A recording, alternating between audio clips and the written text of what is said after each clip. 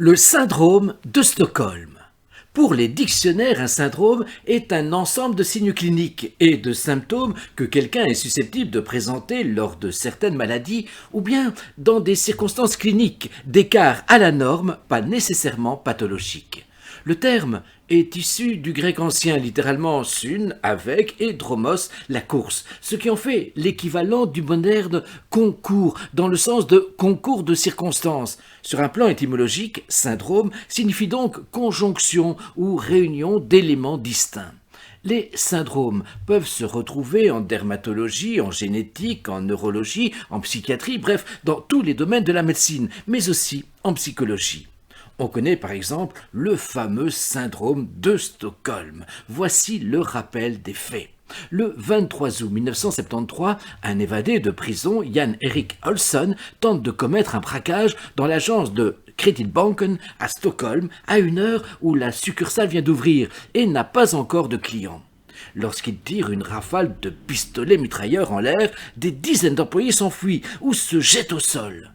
L'intervention des forces de l'ordre l'incite à se retrancher dans la banque, où il relâche le personnel, ne prenant en otage que 4 personnes. Il demande alors aux négociateurs 3 millions de couronnes, des armes, un gilet pare-balles et un avion pour s'enfuir, et il obtient la libération de son compagnon de cellule, Clark Olofsson, qui peut le rejoindre.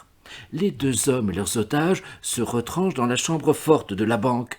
Curieusement, pendant les 6 jours de négociation, les employés font confiance à leurs ravisseurs et se méfient même des forces de l'ordre. Le 25 août, un policier prend l'initiative de fermer la porte de la salle des coffres. Les 6 personnes se retrouvent donc prises au piège.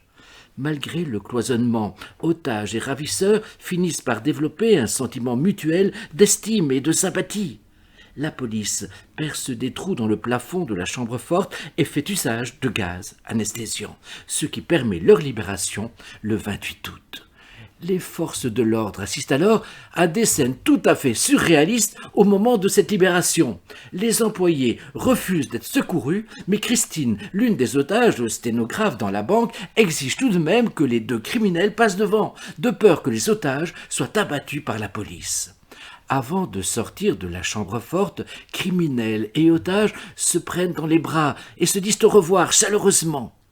Après l'arrestation des criminels, les otages refusent de témoigner à charge, se cotisent même pour assurer les frais de la défense des 2 hommes et vont leur rendre visite en prison. Sur les 4 otages, 2 quitteront leur emploi par la suite, l'une devenant infirmière, l'autre assistante sociale.